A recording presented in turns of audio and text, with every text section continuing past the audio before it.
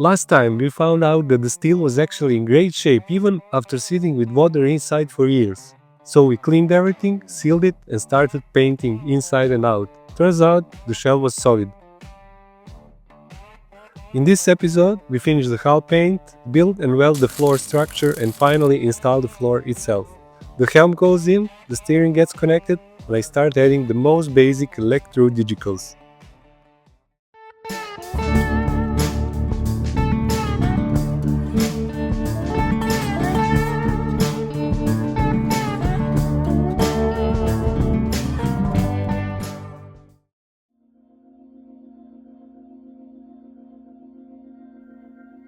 When I bought this boat, I also received something unexpected.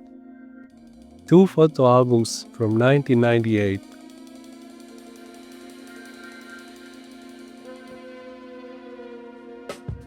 That's when the previous owner bought the boat, ready for a full renovation.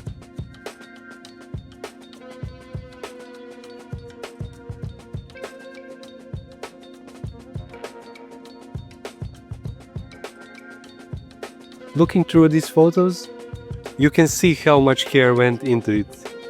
The details, the patience, the work.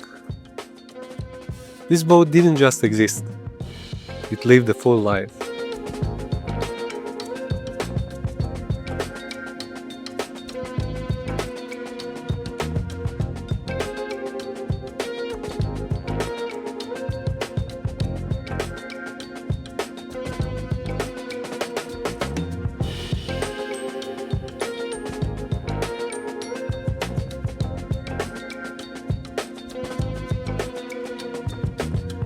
And now, all these years later, it's starting a new one.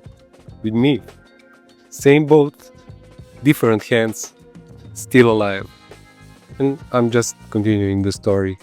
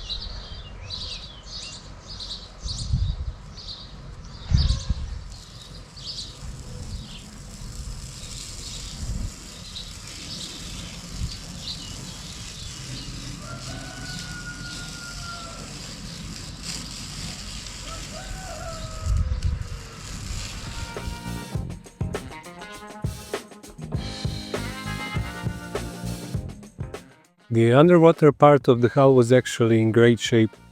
It was properly protected and it was never in the water, so that helped. I did find a few spots where the paint had started to bubble. Nothing dramatic, but that's where rust likes to start. I ground everything down to clean steel, applied 2 coats of epoxy primer and finished it all with epoxy tar. I don't actually know the exact water line yet, and honestly, I'm fine with that. Most corrosion happens right where water meets air, so I took the tar well above where the waterline should be. The hull has 3 sacrificial magnesium anodes designed specifically for freshwater. They'll take the heat, so the steel doesn't. I'm also running an outboard motor, which means fewer mixed metals inside the hull. That significantly reduces the risk of galvanic corrosion, at least in theory. I added the stripes along the hull, a dark blue one on top and a red one below. It's a small thing, but this was the moment I stopped seeing a project and started seeing a boat. With the hull sorted, it was time to build the structure inside. We welded the floor frame and the structure for the helm. Nothing fancy, just solid and straight. Once everything was in place, I sealed and painted the steel so it stays that way.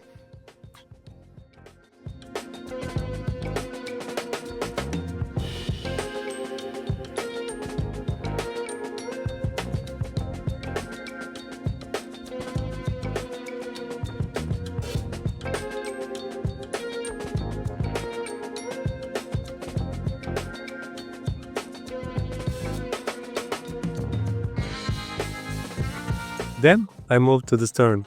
We closed off the rear platform and finished all the welding back there. This sets everything up for the engine mounts, the main outboard and the small auxiliary one. This part has to be right.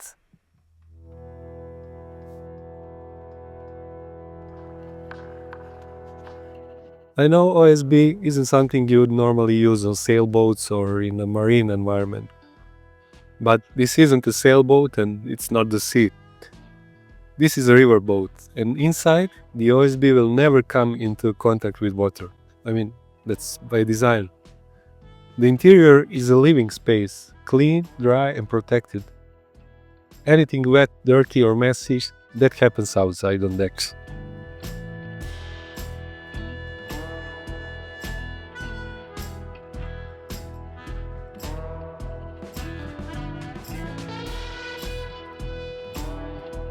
With the floor cut and installed, I could finally stand inside the boat.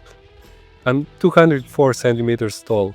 That's 6'8" for my imperial friends.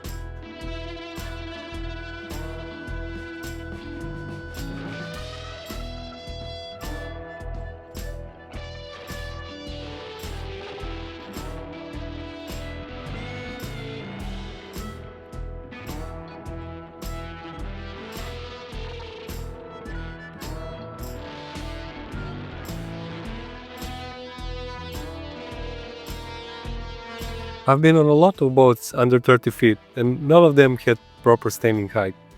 Honestly, not even some boats in the 33 to 35 foot range.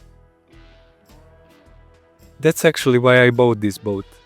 I had enough height to build the floor properly and still stand upright in the cockpit and in the middle cabin where the galley will be. No more bending. That alone makes a big difference.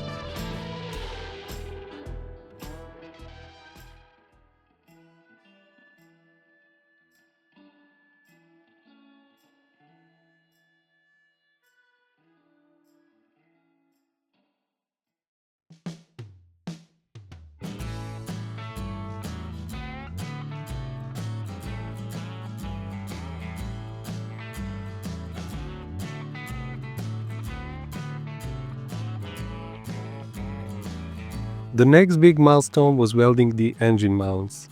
Once that was done, the boat was finally ready for the remote controls and cables. While working on that, I found a few things in the old shed behind the yard, a mast and a freshwater tank. Turns out, it's worth keeping old sheds around, right?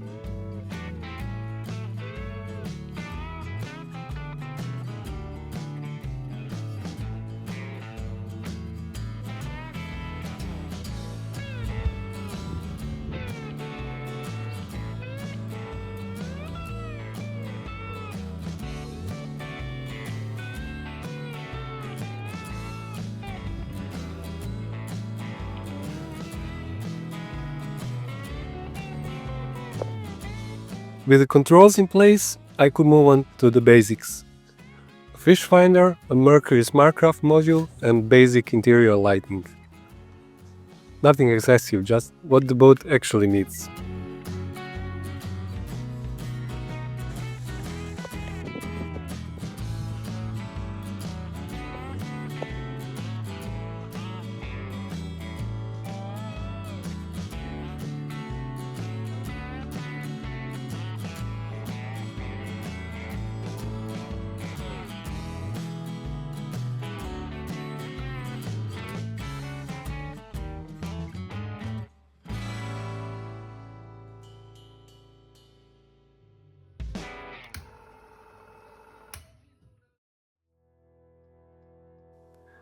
The goal was simple: finish the minimum interior, floors, the helm, and the essentials required by law. Navigation lights, markings, and that's it. Once that's done, the boat can go in the water.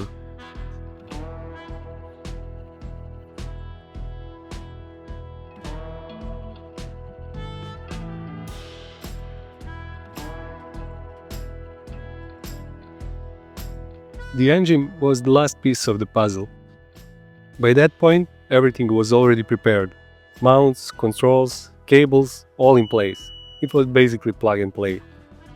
That's what makes installing an outboard simple, when everything is already where it should be.